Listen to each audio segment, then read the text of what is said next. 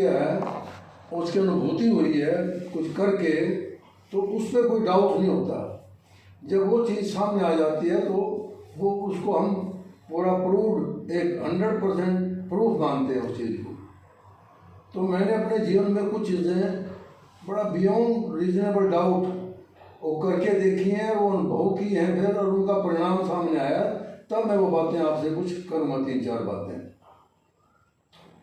कि मैंने देखा कि मैंने खुद भी कोशिश की है, औरों से भी सुनते हैं, समाज में बात चलती है, और ये सारी चीज़ें, इनका हल आर्य समाज में वेदों के सिद्धांतों में है, और वहीं से मैंने पाया है थोड़ा। आपने भी, जो बुजुर्ग बैठे हैं, मल्होत्रा साहब हैं, दूसरे सीनियर लोग बैठे हैं, उन्होंने भी ऐसा अनुभव किया होगा कि हर इंसान आज मन की शांति के पीछे दौड़ता है कि हमें मन की शांति मिले, मानसिक शांति मिले, उसके लिए क्या नहीं करता वो, लेकिन उसकी डायरेक्शन पता नहीं वो उसको फॉलो करते हैं कि नहीं करते हैं। मैं उसकी डायरेक्शन बताना चाहता हूँ कि हम मन की शांति तो सब ढूंढते हैं, बड़े धन दौलत भी इकट्ठे हो गए, गाड़ियाँ भी आ गई, हवाई जहाज भी अपने खरीद लिए, बड़ी फैक्ट्रियाँ भी लग गई, ज़मीनें भी खरीद ली, ओहदे और बड़ी बड़ी एक उच्च पद भी प्राप्त कर लिए, लेकिन वो मन की शांति वाला चक्कर नहीं खत्म होता हमारा। उसके पीछे फिर कई ऐसे लोग देखें कि बड़े कि जी इतने धनवान होने के बाद भी पता लगा कि सुसाइड कर गए, उनके बच्चे सुसाइड कर गए, एक्टर सुसाइड कर गए। कितने लोग हिस्ट्री में अगर वो ढूंढने लगे तो हम कोई, ये बहुत जो भौतिक साधन हैं इनको बहुत ज़्यादा, ठीक है, जो नेसेसिटीज हैं लाइफ की वो पूरी होनी चाहिए। वेद भी कहता है धन खूब कमाना चाहिए, लेकिन वो धर्मानुसार, धर्म पर चलकर खूब कमाएं और उसको धर्मानुसार खर्चें। इस चीज़ का ही नहीं पता लगता कि वो धर्म से कैसे कमाए, आंखें नीच के लगे रहते हैं, अनाप शनाप धन इकट्ठा कर लेते हैं, फिर उसका ये नहीं पता कि उसको खर्च कैसे करें। तो ये कई चीज़ें बड़ी एक सोचने वाली हैं। आज के ज़माने में हम एक बड़ा ब्लाइंडली पीछे लगे रहते हैं चीज़ों के, और बड़े कि किसी तरह से ये पद मिल जाए, किसी तरह से ये प्रॉपर्टी मिल जाए, किसी तरह से ये बंगला मिल जाए, कोई किसी तरह के ये साधन हो जाए, और फिर कहते हैं कि जब हम मानसिक शांति का क्या तरीका है, मानसिक शांति, मन की शांति, मन की शांति। तो भाई ये मन की शांति कैसे प्राप्त हो, उसके बिना तो ना नींद आएगी, ना रोटी अच्छी लगेगी, ना शरीर ठीक रहेगा, और ना शरीर में बेचैनी रहेगी। तो क्या वो हम क्या करेंगे बाकी इस दुनिया की जो इतनी चीज़ें हमें हासिल करने के बाद भी हम लास्ट में मन की शांति शांति करते ढूंढते हुए चले जाते हैं, लेकिन वो प्राप्त नहीं होती। इसके बारे में मैं बड़ी थोड़ी सी 2-3 बातें आपको बताना चाहता हूँ जो हम सबको उसको फॉलो करना चाहिए, और उसके अलावा कोई चारा है नहीं, क्योंकि वो एक वेदों में से निकली हुई बातें हैं। उन पर चल के देखो, आनंद ही आनंद आएगा, कोई दिक्कत ही नहीं होगी कभी। अगर आएगी भी दुख सुख को उतार चढ़ाओ तो आपकी इतना आत्मबल पैदा हो जाता है कि आदमी उनको बड़े धैर्यपूर्वक सहन कर जाता है। तो कि भाई मन की शांति की बातें तो बहुत हुई हैं, लेकिन इसका तरीका क्या है, कैसे ढूंढे, कहाँ से मिलेगी? सबसे पहला तरीका, सबसे पहला इसका जो एक मानसिक शांति प्राप्त करने का, जो चारों वेदों के अंदर ये बार बार मंत्र आते हैं इसके बारे में। गीता में भी भगवान कृष्ण ने कहा कि हे मनुष्य, तुम अगर शांति प्राप्त करना चाहता है तो कंप्लीट सरेंडर कर, अपने आप को समर्पित कर, भगवान के ऊपर अटूट विश्वास। यही स्वामी दयानंद ने बात कही है। महर्षि दयानंद की 2 ही बातें थी, उनका जीवन 2 ही बातों पर आधारित था। नंबर 1 परमात्मा में अटूट विश्वास, और जीवन में सत्य ही सत्य को ग्रहण करना। उनका जीवन सत्य पर आधारित और भगवान में अटूट विश्वास, 2 ही चीज़ें उनके जीवन के आधार थे। और उन दोनों चीज़ों पर चलकर उन्होंने आज कितना सारी भारतवर्ष नहीं, सारी दुनिया में उनका नाम है। और वो बताइए, इनमें दोनों में अगर कहीं कोई आदमी आज तक कोई एक इनको उंगली नहीं उठा सकता, कोई तिनका कोई जैसे होता है ना कि नो स्कोप ऑफ इंटरफेरेंस किसी चीज़ में, कि उनका जीवन, स्वामी दयानंद का जीवन सत्य पर और परमात्मा के अटूट विश्वास पर आधारित था। दो ही नियम थे और उस पर चल के उन्होंने क्या नहीं पाया इस दुनिया में, कितना कुछ, वो कितना धैर्य था उनका कि जब लास्ट में उनको ऐसा जहर दिया गया कि वो उसका कोई उपचार ही नहीं हो सका, 2 महीने तक उनको इतना कष्ट में रहे, लेकिन चेहरे की मुस्कुराहट नहीं गई थी उनकी, तब भी वो मुस्कुराते रहे।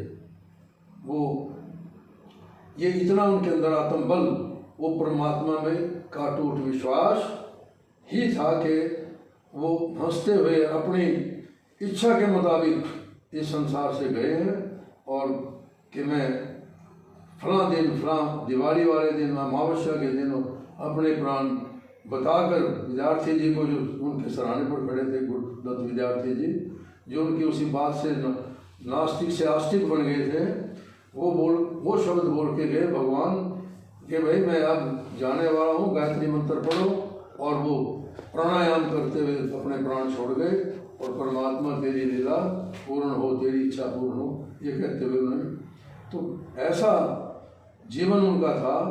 इतने कष्टों के बावजूद भी उनको माउंट आबू ले गए, कहीं कहीं ले गए उनके सारा शरीर, लेकिन उनके धैर्य और मुस्कुराहट उनके चेहरे पर, कहते हैं, वो अंतिम समय तक उसी तरह बने रहे।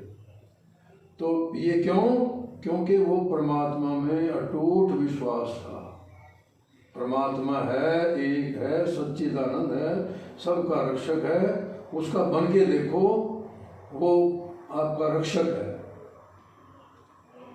इसी बात को भगवान कृष्ण ने, महाभारत में एक प्रसंग आता है कि जब, क्योंकि जो द्रौपदी थी वो इनके जैसा उसमें लिखा है महाभारत में कि उसके जब कृष्ण जी से कहने लगी, भगवान आपने मेरी सहायता नहीं की, जब मेरा चीर हरण हो रहा था तो आप कहाँ थे?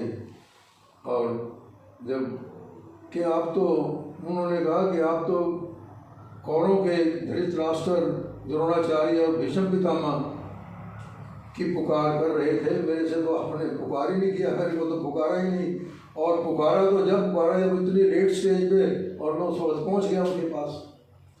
तो उसमें भी ये थी कि पूरे समर्पण के साथ आप अगर भगवान के ऊपर विश्वास रख के, समर्पित करके, अपने आप को पवित्रता के साथ परमात्मा को अपना एक रक्षक मान के चलोगे, तो परमात्मा आपकी हर पल रक्षा करेगा।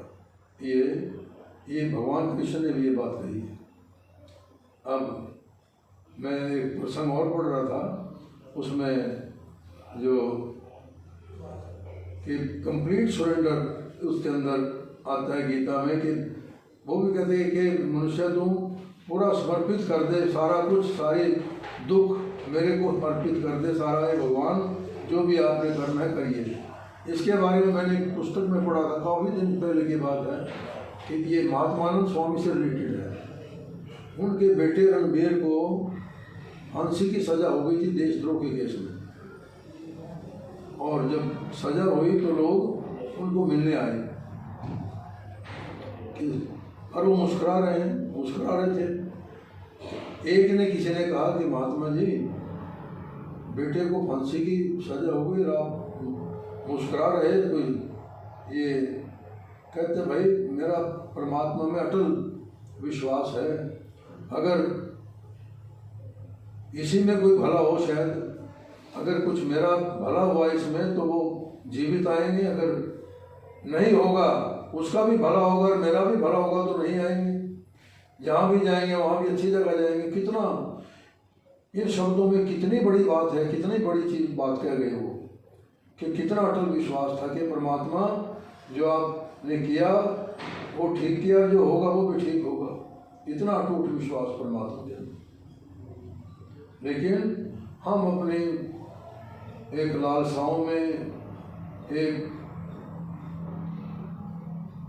अपने स्वार्थ को देखते हुए कुछ परमात्मा की तरफ थोड़ा उतना अटल विश्वास और एक अथाह हमारा उसके अंदर श्रद्धा नहीं है कि जिसकी वजह से हमें कष्ट होता है, हम ये दुखी होते रहते हैं। ये सोचते ही नहीं कि भाई ये जो धन दौलत हम इतना हाय हाय करके लगे हुए हैं, बिल्कुल एक बेचैन होकर उसकी हवस लग जाती है। वेद में कहते हैं कि वो तिक्तेन भुजंता एक शब्द आता है कि त्याग भावना से चीज़ों को इस्तेमाल करो। ये चीज़ें साथ जाने वाली नहीं अल्टीमेटली। एक सेठ, इसी तरह से एक सेठ जब छठे गुरु हरगोविंद जी के पास एक महात्मा, वो बहुत बड़े संत थे, तो एक सेठ उनके पास आके अपनी बड़ी बड़ाई करने लगे, मेरे पास इतना सोना है, इतना चांदी है, इतने हाथी हैं, इतने घोड़े हैं, पता नहीं कितनी बड़ी बातें हुई। घंटे तक जब उनकी सुनने के बाद गुरु हरगोविंद ने कहा कि भाई रुक जरा, मैं एक तेरे को चीज़ देता हूँ। वो अंदर घर में गए अपने, उन्होंने एक ये जो सिलाई करने वाली सुई धागा होता है वो ले आके उनको दे दिया कि भाई ये सेठ जी, ये तो सारी बातें सुन ली आपकी, आपके पास बहुत कुछ है, पर ये मैं आपको सुई दे रहा हूँ, ये अगले जन्म में मेरी वापस कर देना। तो वो जी ठीक है, कर दूंगा। वो सुई को लेके, क्योंकि ज्ञान नहीं था उसको, इतना हवस लगी हुई थी उसको धन दौलत की, भौतिक चीज़ों की, कि वो सुई लेके अपने घर चला गया। और लेकिन उसकी पत्नी थोड़ी समझदार थी, उसने अपनी पत्नी से जिक्र किया कि ऐसे ऐसे आज तो गुरु जी के पास गया था, सारी बातें बताई, और उन्होंने अंत में मुझे ये सुई दे दी कि ये भाई मेरे को। मैंने कहा भाई ठीक है ये। तो वो कहने लगी कि कितनी बड़ी ज्ञान की बात कही उसने, आप समझ नहीं पाए इसको, कि आपने इतना कुछ इकट्ठा कर लिया,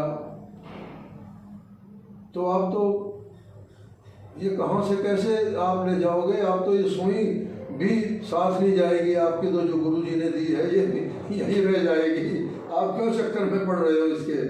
तो उसको ये ज्ञान देने की बात थी ये। तो कहने का भाव ये है कि भाई हम अनाप शनाप अपने जीवन को ऐसा ना करें। एक ऋग्वेद में छोटी सी बात मंत्र आता है कि हरि पवित्र अशति, के परमात्मा को समर्पण करके अपने आप को इतना पवित्र करो कि भगवान आपका रक्षक बन जाए, आपकी पल पल रक्षा करे। लेकिन वो तब करेगा जब आपका जीवन पवित्र होगा, ईमानदारी के ऊपर बेस्ड होगा, वैल्यू बेस्ड आपका ज्ञान होगा, तो तभी परमात्मा सहायता करेगा। और उसके लिए उन्होंने सबसे बड़ी बात लास्ट में एक बात ये आ जाती है कि हम निस्वार्थ सेवा जरूर करें अपने जीवन में। जैसे कहते हैं ना, नेकी कर दरिया में डाल। एक निस्वार्थ भाव से सेवा, ये सभी मत, इस बात को, ये यूनिवर्सल ट्रूथ है ये कि हमारा तो आर्य समाज में ये है कि हम संसार का, एक सारे संसार का भला करें। हम अपनी उन्नति में नहीं, सबकी उन्नति में अपनी उन्नति समझें। कितना गजब है, एक एक मंत्र में सारा वेदों का निचोड़ दे दिया 10 के 10 आर्य समाज के मंत्रों में। इन बातों का प्रचार करना, बच्चों को समझाना, अपने परिवार को, रिश्तेदारों को, जो भी आपके पास लगे, कि भाई हम धन जरूर कमाएं, लेकिन उसको धर्मानुसार, धर्म पर चलकर, कर्म करके, ईमानदारी से तब कमाएं, वो धन तब लाभ देगा। अदरवाइज तो वो हमारा नरक का कारण भी बन सकता है। हमें यही नहीं पता कि हम धन को कैसे कमाएं और कैसे खर्चें। इसी चीज़ को, यही इसी बात पर सारी चीज़ मैं कहता हूँ, आप इसी बात को अगर समझ गए जीवन में कि हम उस बड़े पवित्र साधनों से पुरुषार्थ करके धन कमाएं, वही आगे बढ़ने वाला है, उसी से जीवन बनने वाला है। एक अनाप शनाप किसी की एक लोभ लालच में आके ऐसा कभी जीवन में इस हवस न लगे। तो हम अपने जीवन को पवित्रता के साथ ईमानदारी के साथ और पुरुषार्थ के साथ जीवन में काम करते रहे अंतिम समय तक। जैसे स्वामी श्रद्धानंद जी ने कहा कि जब तक दम में दम है, हमें बेदम नहीं होना चाहिए, कि दम में दम है, बेदम नहीं हों। अपने काम करते रहें, अपने शरीर को ठीक रखें, अपने मस्तिष्क को ठीक रखें और इसके लिए पुरुषार्थ अंतिम समय तक कर्म करते रहें। बस इन्हीं बातों के साथ मेरा यही आज संदेश है। आप लोगों से प्रार्थना है आप इसको खुद भी आत्मसात करें और अपने समाज में जितने लोग आए उनको भी ये चीज़ें बताई जाएं। इन शब्दों के साथ मैं आपकी वाणी को राम देता हूँ और आपको सबको बधाई देता हूँ कि आप इस प्रोग्राम में जुड़े, अपने समय दिया और बड़ी अच्छी बातें वेदों के ऊपर बड़ा अच्छा ज्ञान प्रसार किया। तो आप सबका फिर बहुत बहुत धन्यवाद।